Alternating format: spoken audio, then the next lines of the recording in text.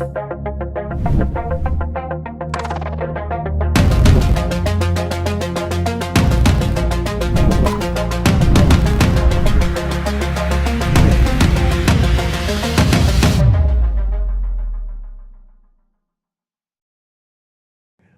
everyone, this is David Mario Smith. I am here for the inaugural event, the Zoho SMZ event here in San Antonio. I'm here with Taylor Backman of Zoho. Welcome, Taylor. Thank you so much, Dave. How are you doing? Good, how's it going? I'm doing good, we're just after Labor Day. Yeah. So I was just in Lake Tahoe. I was having a nice time there, riding my bike. Everything was really fun. So Tahoe. I'm doing good. Can be Tahoe. No. Right? Awesome. So yeah, I'm based in the Bay Area now. I moved from the East Coast like, what, 8 years ago now? Yeah. It's been a while, right? Yeah. So I still haven't got used to feeling the sticker shock in the Bay Area. I don't think you ever do. But there is a level of moderate weather and climate. You know, I'm an outdoors guy. Yeah. I like to work outdoors. And so certain months of the year in the East Coast, it's just not possible. Yeah. Unless you're willing to sort of die. Yeah. And so, you know, I love the Bay Area. You know, there's a lot of water, you know, a lot of greenery. You know, so it's always fun. But so SMZ, first inaugural event. Yeah, how's absolutely. it going? It's going great. Yeah, I'm really excited.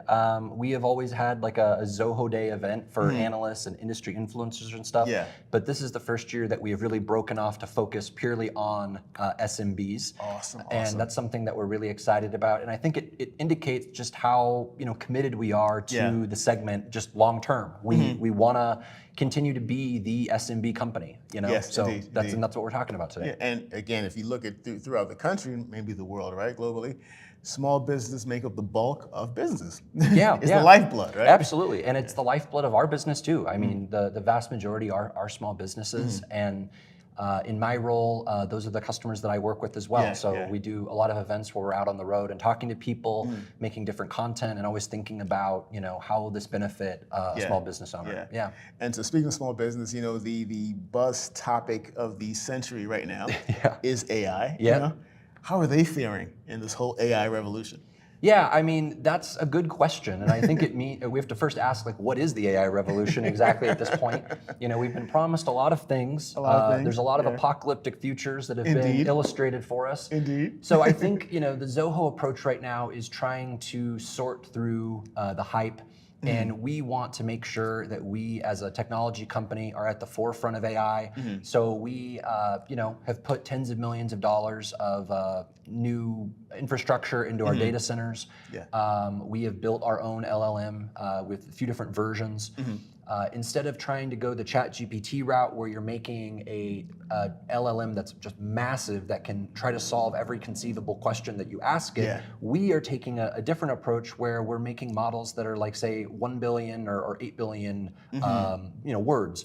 And that way we're able to make purpose-built AIs that will hopefully solve functional, specific problems for small businesses. And I think that when we're presenting this kind of value proposition, it makes it a lot easier to wrap our mind around. It doesn't have to make us think about AI robots or that are going to, slaughter our family or whatever's supposed to happen, right? Exactly. But instead, how do we do better with like, expense management policy violations, Or how can we get just a quick summary of this customer record, right? How can I put a few audio call recordings into a folder and see if I can get a customer testimonial quote out of there by just asking for one, right? Exactly. So these are the kinds of things that I think as small businesses hear more about it, it'll make it a lot easier for them to adopt and be interested in. Yeah, we're talking about smaller, more focused models, right? And to your point, purpose-built that actually get to the heart of the matter. Like, where does AI come into my workflow and help me get my job done or help my business to grow? Yeah, absolutely. And I think that is a big question because there's all of these like new AI companies that are popping up. So it makes you think, oh, I need this new thing, right? In our case, we have always built a lot of applications. We've always built a lot of products. We have over 50 applications that we do. And I'll be the first to say, I know that small businesses and myself, we do not want to use 50 applications. So the question is, how do we always make it easier to take advantage of these tools? But with AI, our approach is not a new thing that you have to buy. It's how do we productize that and now add new capabilities that solve problems that we've heard customers already have. So it becomes less of a question of AI adoption, which is this big task that seems like we'll never figure out, and instead just how do I solve this particular problem I have, which might be the one that we've had well before AI, right? And we maybe even had a solution for, but maybe now there's just a better way to do it. Yes, you know? You're right. And even with small business, you know, you talk about AI anxiety. Yes, that is true. But I think a lot of the anxiety is how do I even use it? You know, forget the whole it's going to end the world, take over my job. But how do I actually use it and leverage it for my business? Well, and I think that's a great question, because the way that we're being exposed to it primarily is through Gemini or ChatGPT. It's this big chat interface that you're like, what am I going to ask it? What do I have it do for me, right? Exactly. But if we take it from like more of the Zoho route, it's I'm already using a CRM. I need to summarize this record. I would love to just get a quick idea of what's going on. Great, there's a button now that does that. That's AI at work. We don't need to necessarily market that even overly heavily as AI. It's just that's just what's powering it. A lot of times we don't really need to know how things work. We just know that they do, and that's good enough. But similarly, how do I build this report? Well, instead of go looking through the tables for some underlying data, can I just ask the computer to do it for me? That's a feature that we've had for quite some time, and now it's even better. So I think that this is the way that small businesses are going to really be able to leverage AI over the next year, which is just more features popping up that can do things that we couldn't do before because there's an AI working in the background. Exactly, and to your point too, I think AI, it's especially for small business, right? Even for me, I don't need to know exactly what's going on behind the scenes or under the hood. Right. It's when AI is invisible, even right when it's just based on my outcomes, in my workflow, is getting the job done for me. Where that's the benefit of it. Yeah, absolutely. And I think though there is a good concern that for small businesses when they're looking at software. You want to make sure you're future-proofing, right? You're going to go and put this money in signing up for something. You're going to take the time to implement it and get people onboarded. You got to make sure that you're going to be in a good place for the next 5 to 10 years, right? Absolutely. So I think it's a great question to ask any vendor, hey, what are you doing with AI? Right? Yes. When they start giving you the marketing fluff of, I don't know what they're promising, right? then maybe you can kind of discern what's real and what's not real or whatever. But for the most part, we still want to be making sure that every vendor is making this investment and is exploring different avenues. And so I think we should definitely welcome the question, but we should just try to separate out some of the hype and anxiety because we just have to be making decisions with our feet on the ground. Exactly, because there is one thing I mentioned before, the AI buzz. There's a lot of hype, right? It can comb your hair, wash your dishes. It can do all these things, except for what do I want it to do, right? How do I focus on what I actually need it to do for my business? Absolutely, and ultimately, it's like it's not a sexy answer, but it's the same thing that we've been telling businesses for as long as I've worked at Zoho, now over 10 years, which is, what are the problems that you're facing, right? And solving that or doing that doesn't actually require any technology. It requires a pen and paper. Writing out, hey, these are the things that suck right now, right? We have the concept for small businesses owners, right, of working on the business rather than working in the business. So let's think about what are the processes, what are the things that we're doing that are not sustainable or that are taking up a lot of time. Let's write out those things, and now we'll create our roadmap. And now when we go to solve those problems, maybe an AI will be the thing that is what helps solve it. Maybe it'll just be a feature that was built 15 years ago. Who knows, right? But we don't have to worry about that. We just need to make sure that we are getting our problems dealt with. We're improving our businesses. We're working more efficiently, and we're getting all of that at a price that we can not only stomach, but build on long term to keep growing the business. That's a good point, because especially with small business, right? They don't want to get sort of caught up in the minutia of a lot of operational stuff, right? We talked about earlier. It's like small business compared to medium-sized or large business. they don't have an IT department. Right. And so how can they leverage things like AI, even leverage Zoho themselves as almost serving as like a quasi IT Right. for them while they can focus on the main thing and keeping the main thing the main thing? Yeah, absolutely. Yeah, I mean, the thing you're talking about is totally the case, right? I mean, software as a service, being able to pay for software as a subscription that you access through the web, that is the outsourcing of IT, right? To a different company. And so small businesses definitely treat a company like Zoho as the IT department, and they want help. And so one of the things that we're doing to meet that need is we are investing heavily in local US-based support. So that's where the majority of our hiring actually happens.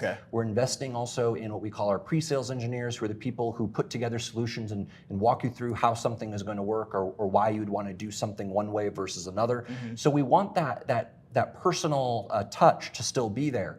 At the same time, we have trained our LLM on all of Zoho's support knowledge base, all of our articles, everything that we've ever written about how to use this software, and we're making that available in the product. So you have another resource available, one that's not pulling from the entire internet and might give you some crazy answers, but one that is trained on just a specific set of data that we control. And that should hopefully make it easier when we say, hey, I'm using the CRM.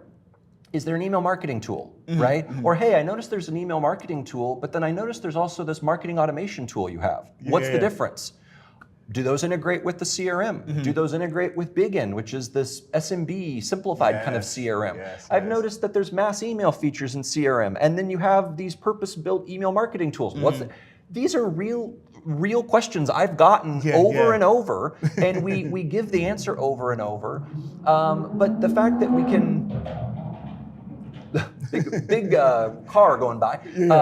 But the fact that now we can make those answers even faster for people to get, and for them to then just keep following up on those questions. I think that'll help quite a bit with making sure that people are successful. Absolutely. I think so. One thing too with the Zoho platform is then the ability to sort of, and you mentioned this earlier, sort of, how do you grow with a small business? How do you sort of grow and scale with them? So when things change, whether it's a revenue trigger, more revenue, or it's an employee trigger, that new capabilities in context are then able to be revealed to that particular customer. Yeah, I mean, I think that being able to have like that kind of like Ask Zia LLM bot there that can be able to answer questions as people have them, and I think as people see that it works, they'll then keep going back to it, right? When they, and I think that even in time they'll find that is their preferred mode of support, even, right? Because they're ultimately going to get an answer, they're going to get a link. Oftentimes, that's what support is, right? As sad it is to say, when we turn it off, turn it back on. Yeah, exactly. when we try the solution and it doesn't work, well, maybe there's a bug, maybe there's some other issue, and now we need another line of support. So right away, I think that is going to be a really big win. But then the additional thing is that we're constantly trying to unify all these tools and do what we've been talking about for a long time called contextual integration, where the next tool starts where you would expect it to, right? That the handoff is there because that's where you need it. So it is, as an example, when you're going in, you're setting up, quoting and invoicing in the CRM, you see, oh, there's this integration with the Zoho Finance Suite. What's the Zoho Finance Suite? And now, with that AI right there, what's the Zoho Finance Suite? And it tells you double entry accounting, order management, expense management, invoicing. What does that cost? It costs this. And now we're really cooking with gas here, and we're moving a lot faster and removing a lot of the friction that there's been. Absolutely, and as we're here at SMZ, the inaugural event, I must say that Zoho, whenever you guys talk about small business, there is a little glimmer in your eye because you guys seem to really connect with small business. Yeah, absolutely. I think that we're always really interested in that. I mean, like I said, the vast majority of our customers are small businesses. For me in particular, that's the side of the Zoho organization that I work on, because I mean, and I think it's the same for all of us that like working with small businesses, is that this is where you see your own family, right? You see your friends, you see businesses that you like interacting with and going to, that you want to support, that you want to see do well. And it's more personal. There's a more of an intimate connection, and it's still tricky to solve these problems. And that's the other thing. You don't have to go work on Fortune 500 companies to solve a complex problem. No, it's always complex. So yeah, I think we really enjoy it, and there's also just a long history of software companies starting with SMB products and eventually moving on to greener pastures somewhere else. Yeah. And I think we take a great deal of satisfaction in not doing that. And staying the course and showing that we are committed, and that kind of fuels you even more to prove that no, this is the right thing to do, and these are the customers that we want to help. Absolutely. And so, for any last words for small businesses out there? Not really, other than just what I mentioned earlier about take the time, figure out what your processes are, figure out how you can work on the business instead of being trapped in the business, writing out those requirements. I think that's always going to be the best way to approach any software, and try not to get caught up in the AI hype. Ask questions about it for sure, but for the most part, just focus on what are the things that we need to do better, and you'll never go wrong. Keep the main thing the main thing. Yeah. Taylor, thank you so much Thanks for so much, joining me, Dave. man. Appreciate it. Thanks, everyone. Bye-bye.